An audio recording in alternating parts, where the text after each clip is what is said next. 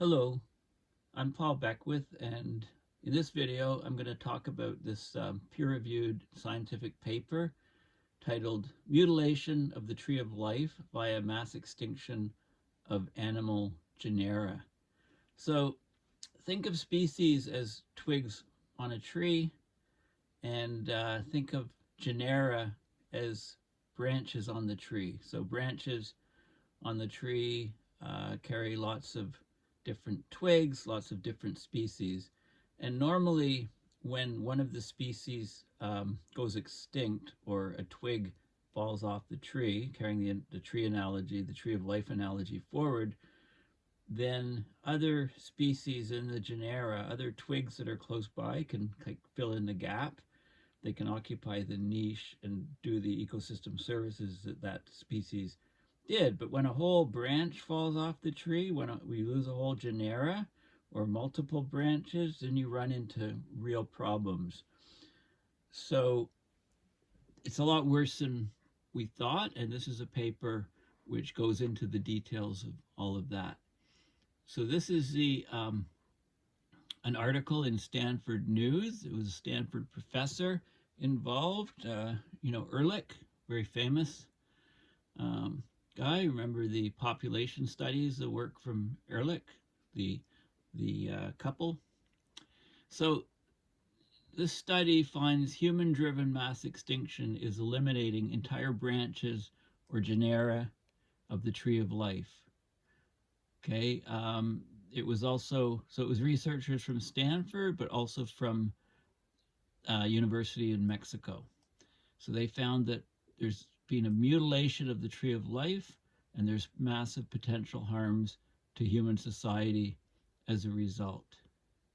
So this is showing the Tasmanian tiger, which was hunted to extinction by humans a number of years ago. So they give examples. Some of the best known examples of extinctions are the passenger pigeon, the Tasmanian tiger, the Yangtze river dolphin. Okay, so these are among the best known recent victims of what many scientists have declared the sixth mass extinction. Think of Elizabeth Kolbert's book with that title. So human actions are wiping out vertebrate animal species hundreds of times faster than they would otherwise disappear. So this recent analysis, which is in the Proceedings of the National Academy of Sciences, it shows the crisis is actually even deeper or worse than we think, because each of these three species that were mentioned were the last member of its genus, the higher category into which taxonomists sort species, and they aren't alone. Okay, so up to now, most of the public and scientific interest is focused on the extinctions of species, right? But in this study, it's important to note that entire genera, which is the plural of genus, are vanishing as well. So entire branches of the tree of life are falling off, not just the twigs. And this is, they're calling this a mutilation of the tree of life, which is very strong language coming from a scientific paper. So in the long term, we're putting a big dent in the evolution of life on the planet. But also in this century, what we're doing to the tree of life will cause a lot of suffering for humanity. So there's penalties, there's cost to humanity when we lose species.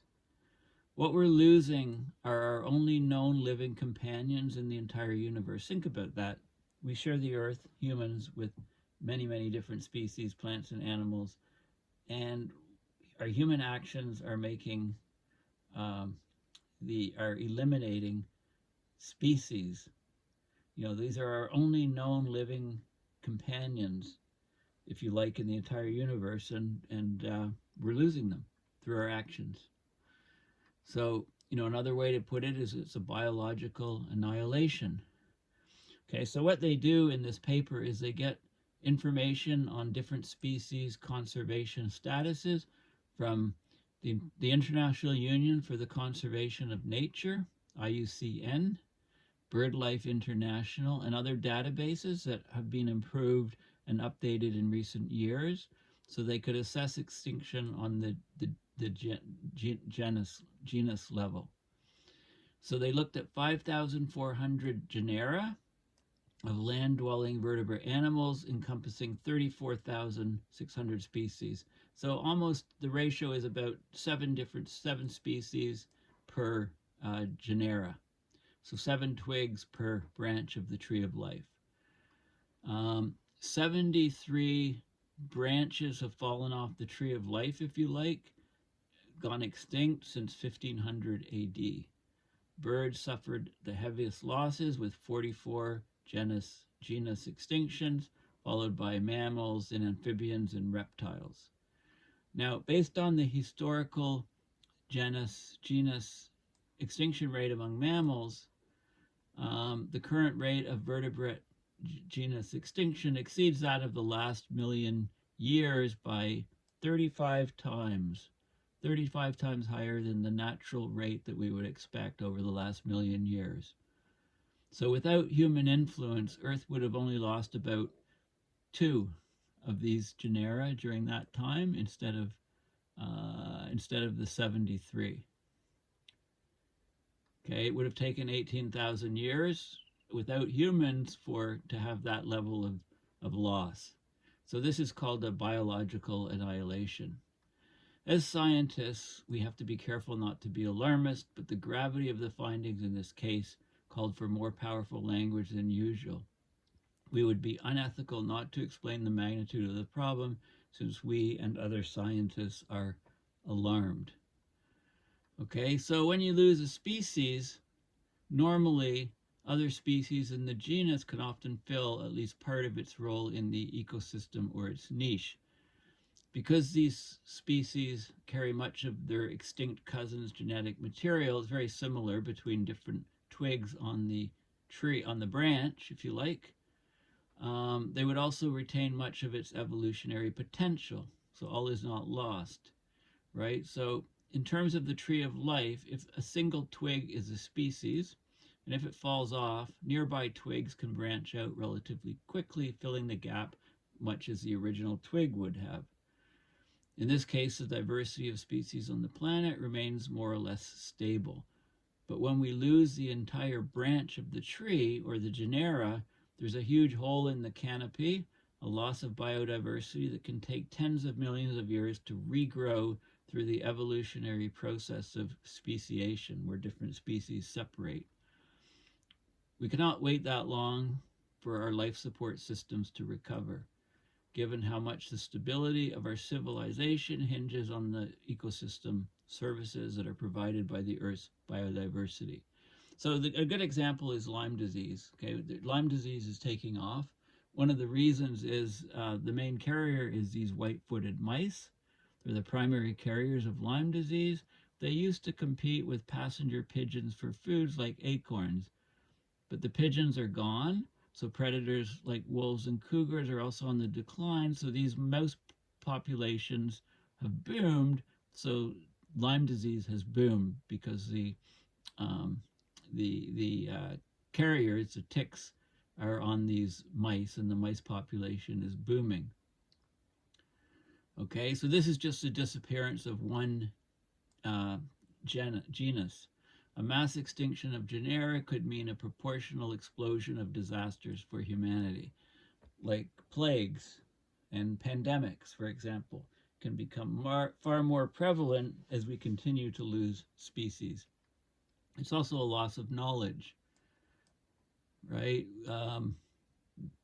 They give an example of the loss of this gastric brooding frog, which was the final member of an extinct genus. Females would swallow their own fertilized eggs, raise tadpoles in their stomachs while turning off their stomach acid. These frogs might have provided a model for studying human diseases like acid reflux, which can raise the risk of esophageal cancer, but now they're gone. So the loss of genera could also exacerbate the worsening climate crisis, right? As climate change accelerates, we get more and more species lost. As there's more and more species lost and genera lost, then the ecosystem can't respond, is much less resilient, so it is liable to to, you know, it's not, it's there's a huge interaction in the climate system. You know, biodiversity and species, plants and animals, are a big part of that system. So losing those makes the whole system less resilient.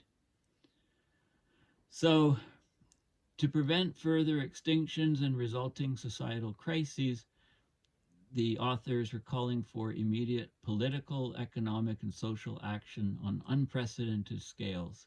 Increased conservation efforts should prioritize the tropics, because tropical regions have the highest concentration of both genus extinctions and genera with only one remaining species. There needs to be increased public awareness of the extinction crisis, especially given how deeply it intersects with the more publicized climate crisis. Okay, the idea that you can continue doing what we're doing, the size and growth of the human population, more and more consumption, the consumption's inequitable. The more we do this, we can't continue doing this and save diversity. It's like we're sawing off, we're sitting on a limb of a tree and sawing it off at the same time while, you know, so we're shooting ourselves in the foot.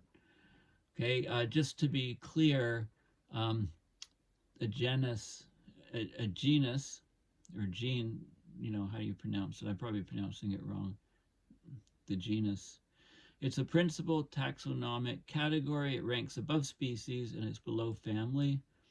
Okay, so it's like the branch of a tree on, you know, and I already pointed out that there's about 7 species per genus on average.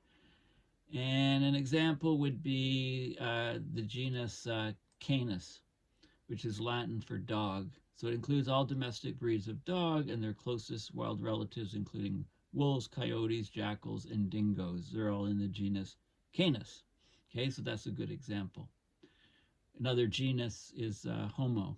It's all branches, a group of species that includes all modern humans and all of the other branches that we had before.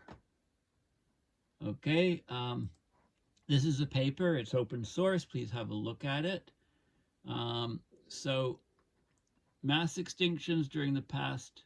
So, you know, mutilation of the tree of life, very strong language via mass extinction of animal genera. So mass extinctions during the past 500 million years rapidly removed branches from the phylogenetic tree of life, required millions of years for evolution to generate functional replacements for the extinct. They have capital E, capital X for extinct organisms. So they examined 5,400 vertebrate genera, including the fish, comprising 34,600 species. So that's about, the ratio of this to this is about 7. 73 have become extinct since 1500. That's 35 times higher than the expected background rate. The background rate would be about 2 becoming extinct in 1500. The loss of 73 would take some 18,000 years to vanish in the absence of humans.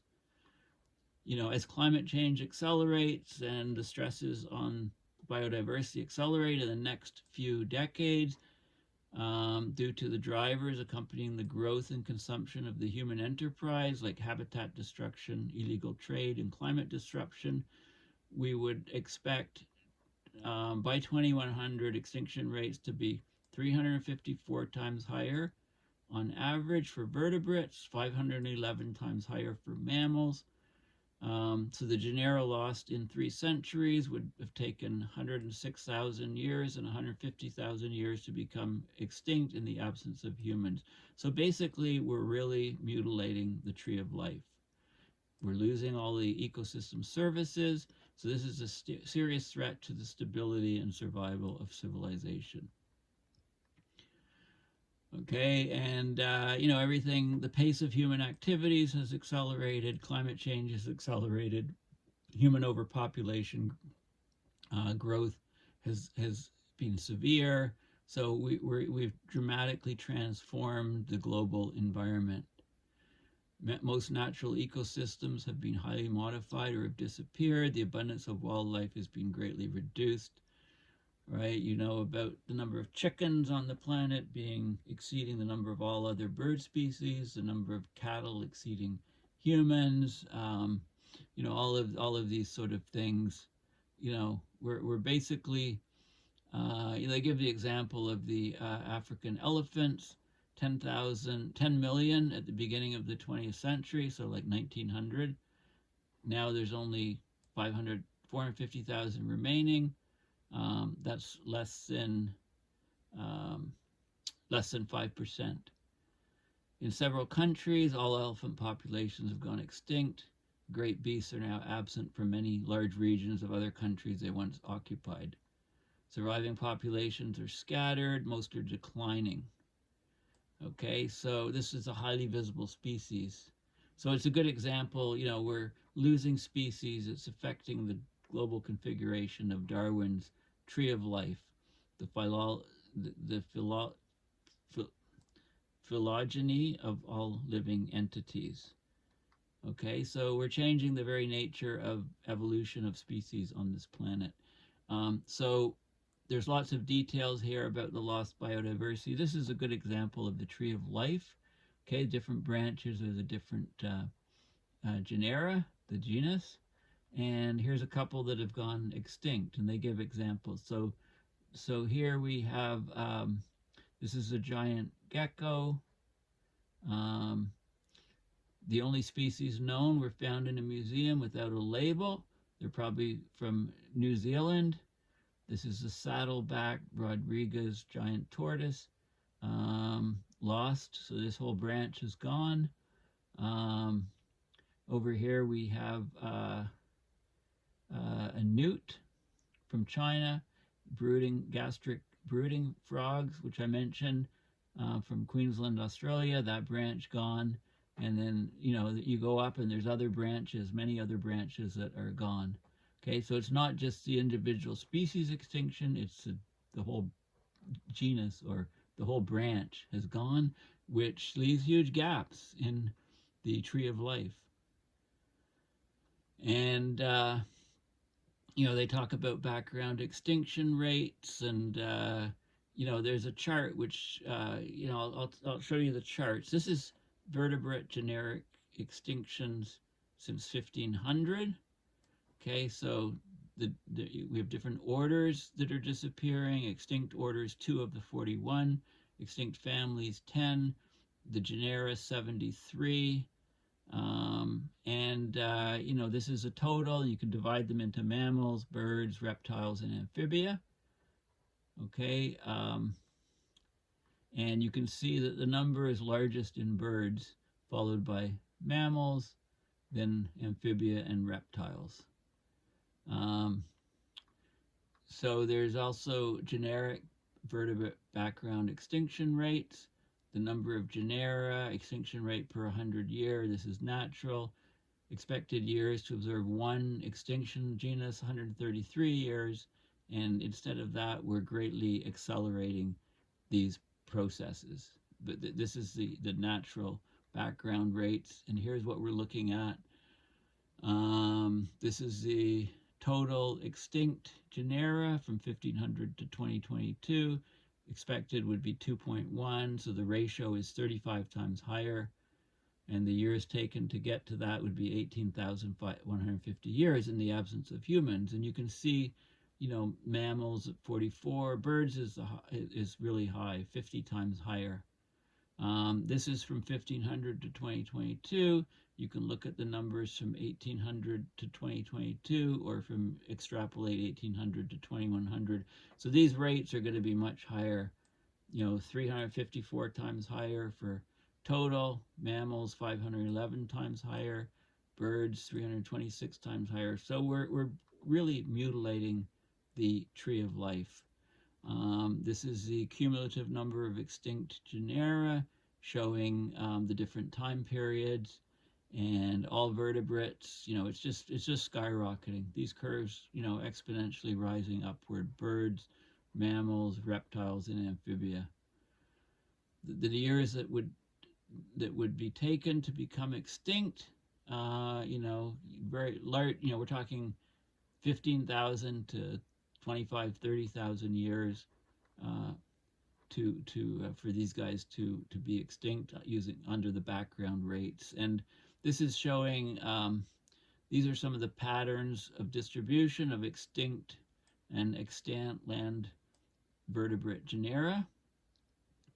Okay, so most genera, they're concentrated in tropical and subtropical regions.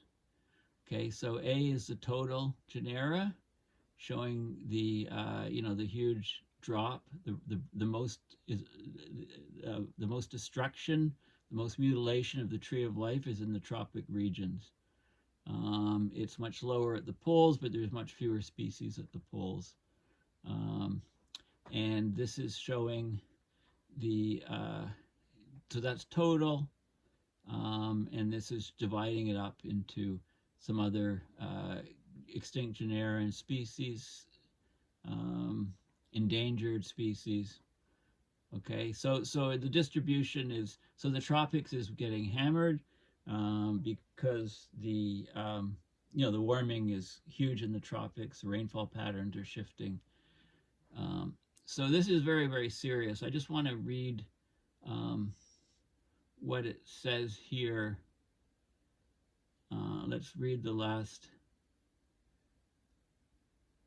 little bit. Okay, so it gives a lot of discussion.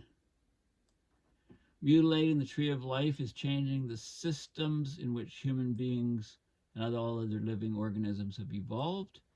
The generic extinction rates in vertebrates are as much as hundreds of times higher than background rates. Earth has already lost and is now missing significant twigs and branches of the tree of life, losing evolutionary morphologies, ecological roles, ecosystem functions depending on them. This mass extinction is transforming the whole biosphere, possibly into a state to which it may be impossible for our current civilization to persist. Very strong words. The mutilation is eroding the generic library, with consequences on primary productivity, biogeochemical cycles, species interaction. And they talk about some specific examples. There's a couple things here. They talk about the loss of a widespread genus can have, unexpected impacts on the functioning of an entire ecosystem. So they talk about passenger pigeons, right? When they went extinct, it narrowed human diets in northeastern North America. It altered ecosystem structure over wide areas. There was a shift in the rodent communities. The region became ripe for outbreaks of tick-borne diseases, Lyme diseases, because of the less pressure on the mice that carried them. And this is key, given what we've been through our pandemic in the last number of years. There's substantial reason to believe that the destruction and geographic homogenization of the biosphere that accompanies the mutilation of the tree of life at the generic and other taxonomic levels is increasing pandemic disease risk for all macroorganisms, including Homo sapiens. So the risk of pandemic diseases is much, much higher. Ebola viruses, hantavirus, MERS, SARS, and COVID. We can expect those to all increase as we continue to mutilate the tree of life. Okay, so there's huge health impacts with the removal of large portions of the overall biodiversity. There's some other things here, mass extinctions. What is crystal clear is that the trajectory of the dimming future of civilization will be directed in part not just by the overall loss of biodiversity, but by the pattern of our mutilation of the tree of life. The scientific community understand this existential problem, so it is time to generate public understanding into policy action while there is still a rapidly disappearing window of opportunity to act. What happens in the next 2 decades will very likely define the future of biodiversity and the future of Homo sapiens, the future of humanity. Very, very harsh words, very, very key and important paper. And I talked about some of these things, back when the paper came out in previous videos, but it's so important, I thought, it would be important to produce this video. So it's all open source. Please have a look, and please consider going to my website, paulbeckwith.net, and donating to my PayPal to support my research and these videos. Thanks again, and bye for now.